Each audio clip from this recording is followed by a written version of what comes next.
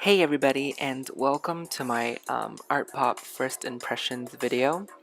In my first video, I pretty much talked about the physical aspect of the album, and in this video I'm going to talk about the artistic part of the album, meaning about the songs and which song I like, which song I don't like, but that's impossible, I like all of them. And I will give ratings to each song, and at the end of the video, I will give a rating for the whole album. And as I have stated in the beginning of the video, these ratings I'm giving to the songs in the album is purely based on my own opinion and taste. It doesn't mean anything serious, so because some little monsters get mad sometimes when their opinion and other people's opinions don't meet. So yeah. So this is my first voiceover video, so I'm just gonna do it like a slideshow of the album booklet while I go through the songs. And if you want to get a closer look at the booklet, I have them all scanned on my blog, so I'll put a link in the description and you can go check it out. So enough chatting, and let's start the video with Aura. So Aura is the first track of the album, and I pretty much loved the song since the demo leaked, and I'm still pretty much excited and like the final version in the album. But with most Little Monsters feel, I was not such a big fan of the vocal changes. I felt that the demo, her vocals were more stronger and more fierce, and in the final version, she seems a bit tamed. But Gaga have said that it's hers and DJ Zed's vision, so I respect that. And overall, the song is a killer song, so I will give Aura 9.5 out of 10. Moving on to Venus, I really liked Venus as soon as the snippet came up on YouTube. Her layered vocals and the harmonies really reminds you of the 80s and the 90s, and somehow it reminds me of ABBA in a way. And it was produced by Gaga mainly, I think, and it was co-produced by someone, but mainly Gaga herself produced it. And the song has no flaw except one that I find quite irritating. Not irritating, but it's a little thing that kills you during the song. It's this part. I like the part, I like the verse, but it just came up so random and so awkwardly. It just came up. It's like as if someone skipped to a different song and all that. So that's a little thing that bugs me. But overall, the song is great, and I give 9.5. So moving on to the third track, GUY, Girl Under You. Oh, this song is just so sexy. On par with Sex Dreams. I really love the beginning with Gaga voice introducing about the gods, and the riff, so heavy metal lover-ish. And the lyrics are great, the chorus is extremely catchy, and I have nothing to say about this song other than that it's a killer song. And I give it a 10 out of 10. So moving on to the next page, we have Sex Dreams with a triple X. So when I first heard it at the iTunes Festival, I wasn't immediately hooked onto the song. I was hooked onto the chorus, but not so much of the verses. But when the actual album version came out, I really kind of liked it. And Gaga's whisperings and talking behind made the song really sexy. But the only problem I have with the song is that sometimes she's still talking, she's singing, and the vocals kind of overlap, and it's kind of hard to keep track of what to listen. So that's the only thing that bugs me. So I give Sex Dreams 9.9 out of 10.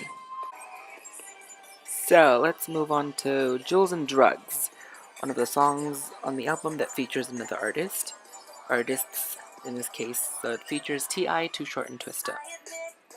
So I have to say I'm not the biggest fan of this song, but it's still good in its own ways. It's good to see Gaga branch into new genres, into hip hop, and I really liked Cake when it came out, and it's still good, but it's not my favorite, one of my favorites from the album. But I will give the song an 8 out of 10. Okay, now let's move on to Manicure. Manicure is like my most my top favorite songs of the album. I immediately fell in love with it as soon as I heard it on the iTunes Festival. And I have to say, even though she made some changes to the album version, it's for the better. I like the new lyrics, the new verses, and all that. And so overall, the song rocks. So I'll give it a 10 out of 10. And I would really love to see Manicure becoming a single, one of the singles from the album. Fingers crossed. Next, we have another song that features in another artist, which is Do What You Want, featuring R. Kelly. Oh, this song is a really, really, really great song. They made the right choice choosing this to be the second single instead of Venus, even though Venus is a good song. Do What You Want would do better commercially and click with the general audience because it's not just little monsters around the world. Even though we're a pretty big army, there's still other general audience, people who are not too crazy about anybody and just wants to listen to great music. So the song would click to them better, and it proves that it was number one on possibly every iTunes there is, and I think it will do good on the radio and Billboard as well. And I really like the song, the lyrics and all that, and obviously it gets a 10 out of 10. Next, we have the 8th track of the album, Art Pop, the title track for the album. And it was also one of my favorite tracks of the album, and I fell in love with it since I heard it on iTunes Festival. And when the studio album snippet came out, people were kind of surprised by her double layered voice, and I think it still works. The song is very futuristic in a way and very sultry. And even though I hated that they kind of take out the hee hee parts, and the hee hees are still there, but you can barely hear them, and the hee hees at the end are all cut out, so I was not very happy with it. But still, this song is so good that I have to give it a 10 out of 10. Okay, next we have Swine, one of the songs performed at the iTunes Festival, and I like it, and I like the album version more, but I wish they would have kept the guitar solo. But this song is a really great song. It's a dance track, and I will give Swine a 9 out of 10. Quickly moving on to the 10th track of the album is Donatella. The song inspired by the Donatella Versace, of course, and it's a very chic song. It's a very posh song, and I really like Gaga's vocals at the beginning. The I'm a little bit of a bitch part, and the lyrics, obviously it's very posh and chic, and the chorus is a killer, and the instrumental backing track is also very good. It kind of reminds me of dubstep. Not very hardcore dubstep, but it's still good. So the only problem I had with this song is that maybe just me, it was hard for me to make out the lyrics while I was listening to the song without seeing the lyrics. But I love the song so much, it still gets a 10 out of 10. And I hope it becomes a single too. And another thing I noticed is a little funny thing is that there's typos between the Donatella and Fashion lyrics in the Japanese edition of the booklet, where the beginning of the Fashion lyrics are printed at the end of Donatella lyrics. So you can see that. I'll try to zoom in. Okay, next we have Fashion with the exclamation mark. And this is not the same Fashion from Confessions of a Shopaholic. This is a new one, and it was written by David Guetta and among many others, including Gaga. And I was really excited to hear the song. And when I finally heard it, I wasn't disappointed, but I wasn't that impressed, blown away either. It kind of reminds me of David Bowie's Let's Dance and one of those 80-90 songs, but it didn't work for me that much. But still, I will give the song an 8.5 out of 10. Okay, moving on to Mary Jane Holland. It's one of the songs that didn't quite work for me, but it's not as bad as Jewels and Drugs for me. It's just mediocre for me. Maybe after a few more listens, it will grow on me because I find the song already quite catchy, just that I don't love it that much. So overall, I give Mary Jane Holland a 9 out of 10 because of its catchy factor. So next we have Dope, or it was previously known as I Wanna Be With You during the iTunes Festival, and I didn't quite like it during the iTunes Festival, but after she premiered the song, I found out that it's a very, very emotional song, and when I was listening to her perform at the YouTube Festival, it kind of made me teary. And overall, I give the song a 9.5 out of 10. Next, we have Gypsy. Gypsy, where to begin? Gypsy is probably, arguably, my favorite track of the album.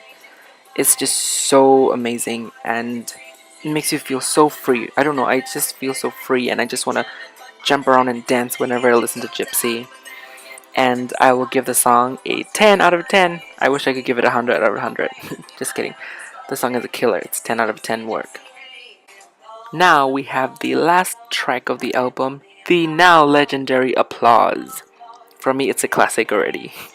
And I don't know. I don't have anything else to say that other than this song slays and just says what Gaga is really about, and not the fame aspect, but her emotional connection with her fans, and how our applause and cheers and screams kept her going during her hard times. So this song gets a 10 out of 10.